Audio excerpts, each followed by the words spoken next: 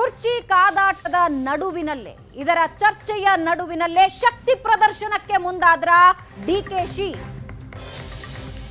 ಅಧಿಕಾರ ಹಂಚಿಕೆ ಚರ್ಚೆಯ ಹೊತ್ತಲ್ಲೇ ಶಕ್ತಿ ಪ್ರದರ್ಶನಕ್ಕೆ ಇಳಿದ್ರ. ಕನಕಪುರದ ಕನಕೋತ್ಸವದ ಹೆಸರಲ್ಲಿ 136 ಶಾಸಕರಿಗೂ ಆಮಂತ್ರಣ ನೀಡಿದ್ದಾರೆ ಡಿಕೆ ಶಿವಕುಮಾರ್. ಅಧಿಕಾರ ಹಂಚಿಕೆ ಚರ್ಚೆ ಒಂದು ಕಡೆ ನಡೀತಾ ಇದೆ, ಮತ್ತೊಂದು ಕಡೆ ಶಕ್ತಿ ಪ್ರದರ್ಶನಕ್ಕೆ ಡಿಕೆಶಿ ಮುಂದಾದ್ರ. ಕನಕಪುರದಲ್ಲಿ ಅದ್ದೂರಿಯಾಗಿ ಕನಕೋತ್ಸವ ನಡೀತಾ ಇದೆ. ಇದರಲ್ಲಿ 136 ಶಾಸಕರಿಗೂ ಆಹ್ವಾನ ಕೊಟ್ಟಿದ್ದಾರೆ. ಈಗಾಗಲೇ 20 ಜನ ಶಾಸಕರಿಗೆ ಸನ್ಮಾನ ಮಾಡಿದ್ದಾರೆ. 50ಕ್ಕೂ ಹೆಚ್ಚು ಶಾಸಕರು ಕನಕಪುರದ ಕನಕೋತ್ಸವದಲ್ಲಿ ಭಾಗಿಯಾಗೋ ಸಾಧ್ಯತೆ ಇದೆ. ಶಾಸಕರಿಗೆ ಸನ್ಮಾನ ಮಾಡಿದ ಫೋಟೋ ನೀವು ನೋಡ್ತಾ ಇದ್ದೀರಿ. ಕನಕಪುರದಲ್ಲಿ ನಡೀತಾ ಇರೋ ಕನಕೋತ್ಸವದ ವೇದಿಕೆಯಲ್ಲಿ 20 ಶಾಸಕರಿಗೆ ಸನ್ಮಾನ ಮಾಡಿದ್ದಾರೆ. ಅಧಿಕಾರ ಹಂಚಿಕೆಯ ಸಂದರ್ಭದಲ್ಲಿ ಎಲ್ಲ ಶಾಸಕರಿಗೆ ಆಹ್ವಾನ ಕೊಟ್ಟಿದ್ದಾರೆ. 20 ಶಾಸಕರಿಗೆ ಸನ್ಮಾನ ಮಾಡ್ತಾ ಇರೋದನ್ನ ನೋಡ್ತಾ ಇದ್ದೀರಾ.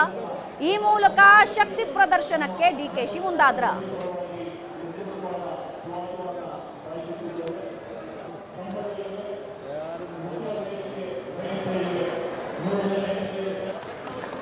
ಸಿದ್ದರಾಮಯ್ಯ ಬಣದ ಹಲವು ಸಚಿವರು ಹೈಕಮಾಂಡ್ನ ಕೆಲವು ನಾಯಕರನ್ನ ಭೇಟಿಯಾಗಿ ಬರ್ತಾ ಇದ್ದಾರೆ.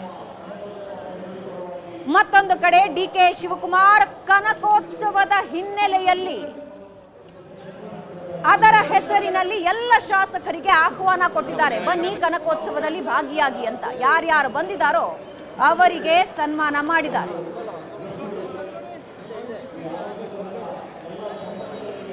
ಶಾಸಕರ ಮನವೊಲಿಕೆಯ ಪ್ರಯತ್ನ ಇದೆ, ಮೊದಲ ಬಾರಿಯಲ್ಲ.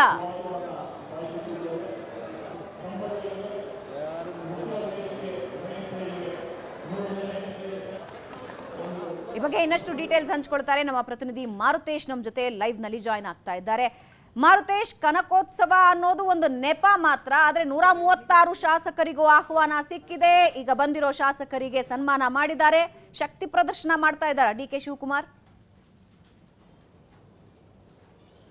ಭವನ ಸನ್ಮಾನ ಮಾತ್ರ ಅಲ್ಲ, ಅವರ ಜೊತೆಗೆ ಆತ್ಮೀಯವಾಗಿ ಮಾತನಾಡಿರುವಂತ ಫೋಟೋಗಳಿರ್ಬೋದು, ಅವರ ಜೊತೆಗೆ ಲಂಚ್ ನಲ್ಲಿ ಭಾಗಿಯಾಗಿದ್ದಂಥದ್ದು, ಈ ಫೋಟೋಗಳು ಕೂಡ ಸಾಕಷ್ಟು ವೈರಲ್ ಆಗ್ತಾ ಇದ್ದಾವೆ.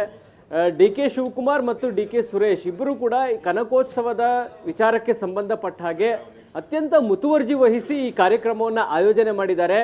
2ನೇ ತಾರೀಕಿನ ತನಕ ಈ ಕಾರ್ಯಕ್ರಮ ಇರುತ್ತೆ. ಪ್ರತಿಯೊಬ್ಬ ಕಾಂಗ್ರೆಸ್ನ ಶಾಸಕರಿಗೂ ಕೂಡ ಖುದ್ದು ಅವರ ಹೆಸರಿನಲ್ಲೇ ಇನ್ವಿಟೇಷನ್ ಅನ್ನು ಮುದ್ರಣ ಮಾಡಿ ಇಂಡಿವಿಜುವಲ್ ಅಂದ್ರೆ ವೈಯಕ್ತಿಕವಾಗಿ ಎಲ್ರಿಗೂ ಕೂಡ ಕನಕೋತ್ಸವಕ್ಕೆ ಆಹ್ವಾನ ಕೊಡಲಾಗಿದೆ. MLAಗಳು ಮಾತ್ರ ಅಲ್ಲ, MLCಗಳನ್ನು ಕೂಡ ಈ ಕನಕೋತ್ಸವಕ್ಕೆ ಆಹ್ವಾನ ಕೊಡಲಾಗಿದೆ. ಯಾರು ಕನಕೋತ್ಸವ ಕಾರ್ಯಕ್ರಮಕ್ಕೆ ಬರ್ತಾರೆ ಅವರಿಗೆ ವೇದಿಕೆಯಲ್ಲಿ ಸನ್ಮಾನ ಮಾಡೋದು, ಅವರ ಜೊತೆಗೆ ಅವರ ಟೈಮ್ನ ಆಧಾರದ ಮೇಲೆ ಡಿನ್ನರ್ ಇದ್ರೆ ಡಿನ್ನರ್ ಟೈಮ್ ಅಥವಾ ಲಂಚ್ ಇದ್ರೆ ಲಂಚ್ ಟೈಮ್ನಲ್ಲೂ ಕೂಡ ಅವರ ಜೊತೆಗೆ ಆತ್ಮೀಯವಾಗಿ ಮಾತನಾಡುವಂಥದ್ದು, ಇದೆಲ್ಲವೂ ಕೂಡ ನಡೀತಾ ಇದೆ. ಈಗ ಅಧಿಕಾರ ಹಂಚಿಕೆಯ ವಿಚಾರ ಚರ್ಚೆಯಲ್ಲಿ ಇರುವಂತ ಸಂದರ್ಭದಲ್ಲಿ, ಯಾಕಂದ್ರೆ ಅಧಿವೇಶನದ ಬಳಿಕ ಕರಿಬಹುದು ಅನ್ನುವಂತ ಲೆಕ್ಕಾಚಾರದಲ್ಲಿ ಡಿ ಕೆ ಶಿವಕುಮಾರ್ ಈಗಲೂ ಕೂಡ ಇದ್ದಾರೆ. ಮಲ್ಲಿಕಾರ್ಜುನ ಖರ್ಗೆ ಅವರು ಹೇಳೋ ಪ್ರಕಾರ ನಮಗೆ ಯಾವಾಗ ಅವರಿಬ್ಬರನ್ನ ಕರೆಸಬೇಕು ಅನ್ಸುತ್ತೋ ಆಗ ಕರೆಸ್ತೀವಿ ಅನ್ನುವಂಥದ್ದನ್ನು ಕೂಡ ಹೇಳಿದ್ದಾರೆ. ಆದ್ರೆ ಇನ್ನೂ ಕೂಡ ಆ ತರದ ಒಂದು ಬೆಳವಣಿಗೆಗೆ ದೆಹಲಿ ನಾಯಕರು ಮುಂದಾಗಿಲ್ಲ.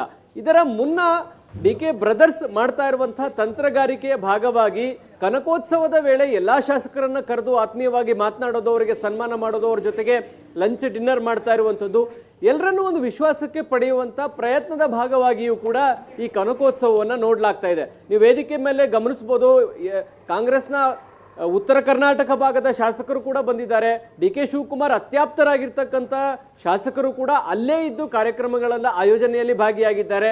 ಅವರ ಜೊತೆಗೆ ಡಿನ್ನರ್ ಮೀಟಿಂಗ್ಗಳಲ್ಲಿ ಅಥವಾ ಲಂಚ್ ಮೀಟಿಂಗ್ನಲ್ಲೂ ಕೂಡ ಕೆಲ ಶಾಸಕರು ಭಾಗಿಯಾಗಿದ್ದಾರೆ. ಹೀಗಾಗಿ ಶಾಸಕರನ್ನ ವಿಶ್ವಾಸಕ್ಕೆ ಪಡೆಯುವಂತ ಪ್ರಯತ್ನದ ಭಾಗವಾಗಿಯೂ ಕೂಡ ಕನಕೋತ್ಸವ ಕಾರ್ಯಕ್ರಮವನ್ನ ರಾಜಕಾರಣದಲ್ಲಿ ನೋಡ್ಲಾಗ್ತಾ ಇದೆ. ಹೀಗಾಗಿ ಡಿ ಕೆ ಶಿವಕುಮಾರ್ ಅಧಿವೇಶನದ ಸಂದರ್ಭದಲ್ಲೂ ಕೂಡ ಪೂರ್ಣ ಪ್ರಮಾಣದಲ್ಲಿ ಅಧಿವೇಶನಕ್ಕೂ ಕೂಡ ತೊಡಗಿಸಿಕೊಳ್ಳದೆ ಈ ಕಾರ್ಯಕ್ರಮಕ್ಕೆ ಹೆಚ್ಚು ಸಮಯಾವಕಾಶವನ್ನು ನೀಡ್ತಾ ಇದ್ದಾರೆ. ಅಧಿವೇಶನದಲ್ಲಿ ಕೆಲ ಕಾಲ ಭಾಗಿಯಾಗ್ತಾರೆ, ಅನಂತರ ಕನಕಪುರಕ್ಕೆ ಹೋಗ್ತಾರೆ, ಅಲ್ಲೇ ಸ್ಟೇ ಆಗ್ತಾರೆ. ಈ ಕಾರ್ಯಕ್ರಮದ ಇಂಚಿಂಚು ಆಯೋಜನೆಯನ್ನ ಡಿ ಕೆ ಸುರೇಶ್ ಅವರು ವಹಿಸ್ಕೊಳ್ತಾ ಇದ್ದಾರೆ. ಯಾರು ಕಾರ್ಯಕ್ರಮಕ್ಕೆ ಬರ್ತಾರೆ ಶಾಸಕರು, ಅವರನ್ನ ಆತ್ಮೀಯವಾಗಿ ಕರೆದು ಅವರನ್ನ ಆತಿಥ್ಯ ಮಾಡುವಂತ ಪ್ರಯತ್ನಗಳು ಕೂಡ ಆಗ್ತಾ ಇದೆ. ಹೀಗಾಗಿ ಶಾಸಕರನ್ನ ವಿಶ್ವಾಸಕ್ಕೆ ಪಡೆಯುವಂತ ಪ್ರಯತ್ನದ ಭಾಗವಾಗಿ ಈ ಕನಕೋತ್ಸವ ನಡೀತಾ ಇದೆ ಅನ್ನುವಂಥ ಚರ್ಚೆಗಳು ರಾಜಕಾರಣದಲ್ಲಿ ಬಹಳ ಜೋರಾಗಿದ್ದಾವೆ ಭಾವನಾ. ಎಸ್, ಧನ್ಯವಾದ ಮಾರುತೇಶ್.